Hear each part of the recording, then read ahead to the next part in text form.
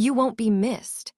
Those were the exact words he said to me as he slashed my salary by 35%. Not let's discuss this further, or here's our reasoning. Just that cold, calculated dismissal from a man who'd been in the building less than a month. I simply nodded, thanked him for his time, and walked out. But what he didn't know was that I had just started the countdown to his downfall, one he would never see coming. I'm Olivia Reed. For 17 years, I served as the operations director at Meridian Technologies. I wasn't flashy or attention-seeking. I was the foundation that kept everything functioning. While executives came and went with their bold visions and quarterly promises, I was the one ensuring those visions could actually materialize. I had weathered 3 company-wide restructurings, built our compliance framework from scratch, and quietly mentored more than half of our senior leadership team. People called me the company memory. I knew where every skeleton was buried and how every system worked from the inside out. Then came Ryan Parker. At 34, he strutted into our offices with his Stanford MBA and consultant vocabulary, appointed CEO through his connections on the board. He'd had 2 failed startups, but somehow that was reframed as valuable learning experiences. From day one, Ryan made it clear he wasn't interested in understanding Meridian's history or culture. He was here to disrupt and reimagine. His first week consisted of firing 3 department heads without consultation and rebranding our meeting rooms with names like Breakthrough and Moonshot. He sent company-wide emails filled with buzzwords about next-level thinking and innovation ecosystems. But he never once sat down with the people who actually built and maintained our company's infrastructure. When my assistant told me Ryan wanted a one-on-one meeting, I prepared a comprehensive overview of our operations, key metrics, achievements, and strategic priorities. I walked in with 17 years of institutional knowledge, ready to share insights that could genuinely help him succeed. Ryan barely looked up from his laptop. "Olivia Reed," he said flatly. "How long have you been here again?" 17 years this July, I answered. He smirked. That explains the salary bloat. Then, still staring at his screen, he informed me my compensation would be reduced by 35% effective immediately. "Your role is overvalued for what it actually contributes," he said. "We're pivoting to a more dynamic operations model." I could have argued. I could have pointed out how I'd saved the company millions through process optimizations, how I'd built relationships with every key partner in our supply chain, how my team had the lowest turnover rate in the company. But the look in his eyes told me everything. He wasn't seeing me as a person. To Ryan, I was just an outdated line item he could trim to impress the board with his cost-cutting prowess. So I smiled politely and said, "I understand." And in that moment, something shifted inside me. Ryan thought he was putting me in my place, but what he'd actually done was free me from any sense of loyalty to him or his vision. He'd given me permission to stop protecting a system that no longer valued what I brought to the table. I didn't rage. I didn't complain to colleagues. I simply walked to the restroom, locked the door, and stared at my reflection. Then I smiled, not the smile of someone defeated, but the smile of someone who finally saw things with perfect clarity.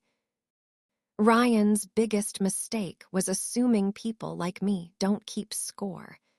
He didn't realize we've been keeping score long before men like him learned how to play the game. The humiliation campaign continued. Within days, my office was reassigned to Megan, Ryan's 27-year-old chief of staff, who had no operational experience but apparently had fresh perspectives. I was relocated to a desk near the server room where the air conditioning rattled and the lights flickered every 30 minutes. Next came the systematic removal from key meetings. My calendar, once filled with strategy sessions and leadership calls, now contained basic administrative tasks I hadn't done in over a decade. Meanwhile, Megan was given observer access to all our operational systems, vendor contracts, fulfillment protocols, compliance frameworks, everything. She called me live in front of clients and often interrupted my explanations to simplify concepts she barely understood. But I didn't correct her, because while she was taking screenshots and sending them to Ryan, I was watching too. I saw how carelessly they were dismantling safety protocols. I noticed the compliance risks they were ignoring and the relationship fractures forming with long-term partners. I observed how casually they dismissed warning signs that would soon become full-blown crises. Every morning, I arrived 15 minutes early and stayed 20 minutes late. I began quietly archiving key documents, backing up communication threads, and taking meticulous notes of procedural changes that violated industry standards. I wasn't being paranoid. I was being prepared. They thought I was being passive, accepting my diminished role with resignation.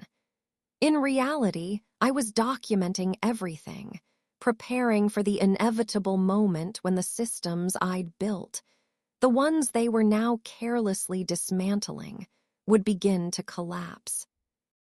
For 17 years, I had been the safety net no one saw, the buffer that caught errors before they became disasters, the architect of systems so reliable they seemed simple. But now I was becoming the loose thread. And when that thread was finally pulled, the entire fabric would unravel. The final push came during a company-wide meeting on a dreary Thursday morning. Ryan stood at the front of the room, sleeves rolled up, wearing that smug expression he thought passed for leadership. "As many of you know," he began, "we've been conducting a thorough evaluation of our organizational structure to ensure we're positioned for future growth." He glanced at me briefly, a calculated look. "As part of this realignment, we've identified roles that are redundant or misaligned with our forward vision." The room grew painfully quiet as everyone realized what was happening. "Today will be Olivia's last day with us," Ryan announced, not even using my last name. "We thank her for her service and wish her well in future endeavors." Just like that, 17 years condensed into a dismissive sentence. No acknowledgement of my contributions, no opportunity to speak, not even a proper goodbye. I was being erased in real time. The silence in the room was deafening. I could see the discomfort on the faces of people I'd mentored, helped through personal crises, and supported through countless challenges. Yet no one spoke up. Too awkward, too afraid, too complicit. But strangely, I felt relief wash over me. The final thread of obligation had been cut. I stood up, nodded once, and simply said, "It's been an honor." Then I walked out, my footsteps echoing through the silent room like a final punctuation mark. I didn't break down until I reached my car. Not because of Ryan or even the humiliation. I cried because it was finally over. 17 years of dedication dissolved in 30 seconds. How deeply, profoundly disappointing. But that moment of vulnerability quickly crystallized into something stronger. because I hadn't just walked out of a meeting that morning. I'd walked away from a place that no longer deserved my protection. And in doing so, I had become invisible, but only to people who thought visibility equaled power. The truth is, real control lives in silence. That night, I activated a protocol I'd created years earlier for disaster recovery, a digital failsafe designed to protect company assets during leadership transitions. Within 48 hours, system access would begin requiring dual authentication, one key of which was known only to me.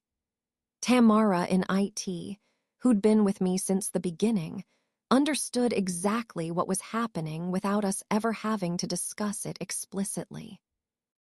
I drafted a simple memo. Effective immediately, I withdraw all personal responsibility for systems and processes established under my direction. Access privileges granted under my authority are hereby terminated unless renewed through proper channels. Signed, Olivia Reed. Then I logged out for the final time and waited. 3 days later, the texts started flooding in. First a trickle, then a torrent. Vendor management systems locked. Supply chain portals throwing errors. Compliance documentation inaccessible. Integration points failing between systems no one fully understood. I forwarded them all to a separate archive and made myself a cup of tea. The unraveling had begun, right on schedule. But this wasn't vengeance. It was restoration. It was the natural consequence of removing a foundation without understanding what it supported.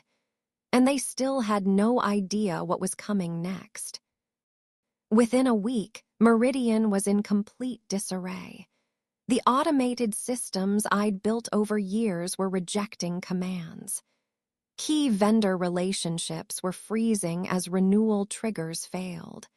Employee onboarding stalled, and compliance reports, due quarterly to regulators, were suddenly inaccessible. Ryan blamed technology failures, system bugs, even suggested sabotage. But the truth was simpler. The systems weren't broken. They just didn't recognize him as their rightful operator anymore. By the following week, the exodus began.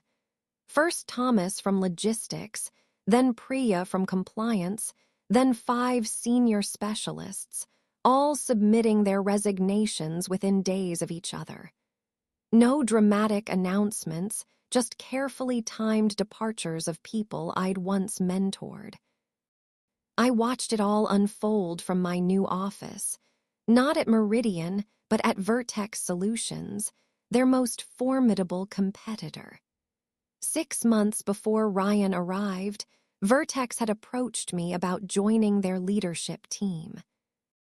At the time, I declined out of loyalty. Now I accepted without hesitation. But I didn't just bring myself. I brought my blueprint, the operational framework, the vendor relationships, the compliance infrastructure that had made Meridian resilient for nearly 2 decades.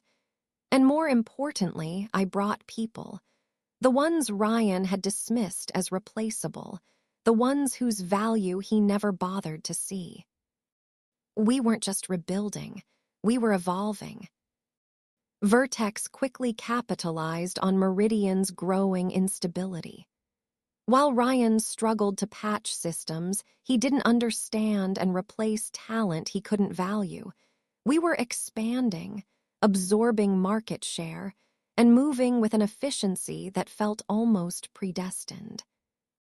Then came the announcement that shook the industry. Vertex was acquiring Meridian's struggling product division, the very heart of their business. The press release called it a strategic market consolidation. Behind closed doors, it was a rescue mission for a division on the verge of collapse. and the detail missing from the public narrative. I would be overseeing the integration. 3 weeks after Ryan had publicly dismissed me, I walked into a conference room to lead a meeting he was required to attend. The look on his face when he saw me was a masterclass in shock, a mixture of disbelief, recognition, and dawning horror as he realized what was happening. I smiled professionally and extended my hand. "Welcome to our transition alignment meeting, Mr. Parker. I trust you've reviewed the materials we sent over." He couldn't even form a complete sentence. Megan wasn't with him. Apparently, she'd been quietly let go after a series of compliance violations came to light. How unfortunate. The irony was almost too perfect. The man who cut my salary and stripped my title was now sitting across from me, reading from documents I'd prepared, trying to understand systems I designed, inside a framework I was now controlling from the outside. I didn't gloat or seek revenge. My presence was enough. The integration moved forward under my direction, while Ryan was relegated to an advisory capacity with no real authority, essentially benched, kept as a figurehead, stripped of any meaningful influence. And the people who had remained silent during my humiliation, they now sought my approval, waited for my direction, recognized my authority without question. It wasn't revenge, it was symmetry. Because when you remove someone without understanding what they actually do, you don't just lose an employee. You lose an entire framework. And if you're foolish enough to replace experience with arrogance, you may find yourself living their nightmare. Not the power you coveted, but the invisibility you thought they deserved. Ryan didn't last long in his diminished role. For someone whose identity was built on titles and control, being sidelined was unbearable.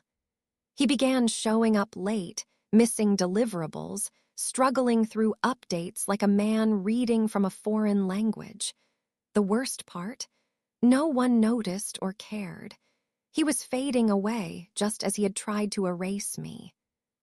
Meanwhile, I did what I'd always done, built systems that worked. Under my leadership, the integration was completed weeks ahead of schedule.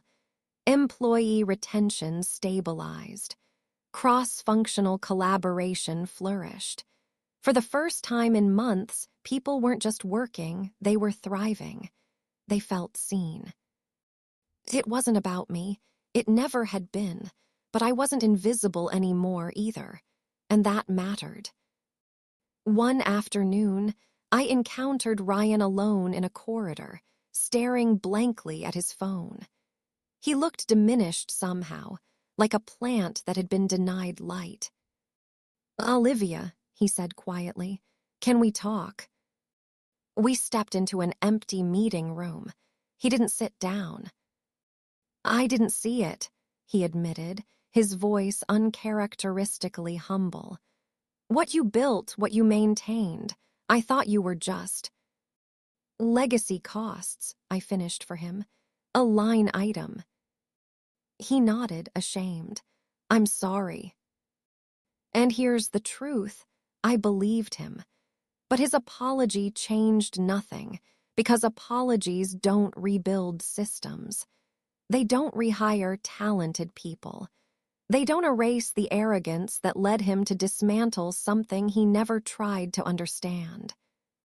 "I appreciate that," I said gently. "But this isn't about me anymore. It's about what comes next."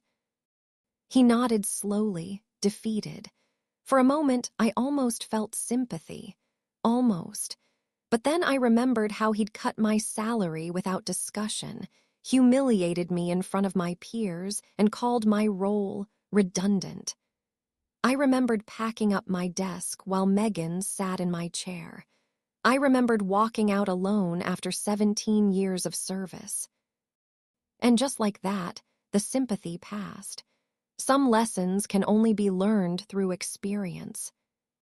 The next day, I received word that Ryan would be transitioning out of the company entirely. The official language was pursuing other opportunities, but everyone knew the truth. He was finished, and in a final twist of fate, he was offered a position at a remote subsidiary office, a junior role reporting to someone 10 years his junior, at less than half his former salary. The man who once told me I was overvalued was now being valued at exactly what the market determined he was worth. Poetic justice served with corporate politeness. I didn't celebrate. I didn't need to. Instead, I took the letter he'd given me announcing my salary reduction, which I'd kept in my desk drawer, looked at it one last time, and then shredded it into tiny pieces. That chapter was closed. But the story wasn't over, because this wasn't just about Ryan. It was about every person who's been told they're too quiet to lead, too experienced to innovate, or too expensive to keep around. It was about proving that value isn't always loud, that stability isn't stagnation, that institutional knowledge isn't dead weight, it's foundation. And once you rebuild on solid ground, you don't just recover, you thrive. After the acquisition was complete, I didn't rush to fill the silence with self-promotion. There was no press release announcing my revenge success story, no spotlight interviews, no victory lap. I didn't need external validation anymore because I'd already proven what mattered most, that what I built could outlast me. At Vertex, I formally took on the role of Chief Operations Officer. It wasn't just a promotion, it was evolution. I wasn't there to cling to authority. I was there to shape what came next. I established open office hours each week, not for executives, but for those often overlooked. Assistants, junior specialists, people returning from career breaks, mid-level employees uncertain about their path forward. I knew what it felt like to be invisible, and I was determined that no one under my leadership would ever experience that same erasure. I launched a mentorship program called Deep Roots, specifically for experienced professionals who felt marginalized by cultures that worshipped youth and novelty over substance. The concept was simple. Depth of knowledge isn't a liability. It's your greatest asset in a world obsessed with surface-level disruption. To my surprise, applications flooded in, not just from within our company, but from across the industry. Something was resonating, something vital that had been overlooked in the rush to chase the new and discard the established. One afternoon, I received a handwritten note from a mid-level manager I'd never met personally. It read, "Thank you for showing me that quiet competence matters, that being the backbone rather than the voice can be a form of power, and that those who build systems deserve to be seen, not just used." I sat with that note in my hands, tears forming in my eyes. Because that's what it had always been about, not revenge, not winning, not proving anyone wrong. It was about creating space for people to recognize their worth without having to shout about it. As for Ryan, last I heard, he declined the subsidiary role and was consulting while looking for his next opportunity. His LinkedIn profile described him as a transformation specialist. Now, though the only transformation he'd truly experienced was his own downfall. I don't think of him as a villain anymore. I see him as a lesson. Some people rise by stepping on others, but those who last build platforms that lift others up. That's what legacy truly is, Not what you take when you leave, but what remains standing after you're gone. And I was ready to build, ready to lift, ready to one day hand over the reins knowing the foundation was stronger than ever. I used to believe legacy was something engraved on retirement plaques or mentioned in farewell speeches. Now I understand it's much quieter. It lives in the systems we design to protect others. It shows up in the voices we amplify, the talents we nurture, the dignity we defend when no one is watching. It's in the junior employee who finds their voice because someone actually listened. It's in the experienced professional who realizes they aren't obsolete, they're essential. It's in the team that functions seamlessly because someone took the time to build it right. There was a time when I thought walking away silently was the only dignified response to dismissal, when I believed that strength meant suffering in silence. But I see now that sometimes the most powerful thing we can do is speak softly but clearly, without apology or hesitation. I don't think about Ryan often anymore. When I do, it's not with anger but with clarity. He reminded me of something I'd forgotten while staying loyal for 17 years. You don't have to remain somewhere just because you helped build it. You can walk away, and you can build again, stronger, wiser, freer. The best part? I didn't have to destroy anyone to reclaim my value. I simply removed myself and let natural consequences take their course. What happened to Ryan wasn't revenge, it was the inevitable result of arrogance unchecked. And what happened to me? That was grow. TH. Now when I walk into a room, I don't worry about being overlooked. I carry presence, not through volume or flash, but through knowing exactly who I am and refusing to let anyone diminish it. So I ask you this. Have you ever been dismissed, devalued, or replaced by someone who never understood your worth? What did you do next? If you're still carrying that pain, know this. Your story isn't over. You are not invisible. Your value isn't determined by the title they took or the salary they cut. It's in what you've built, in what still stands because you stood for it. Share your story below. Someone else may need to hear it today.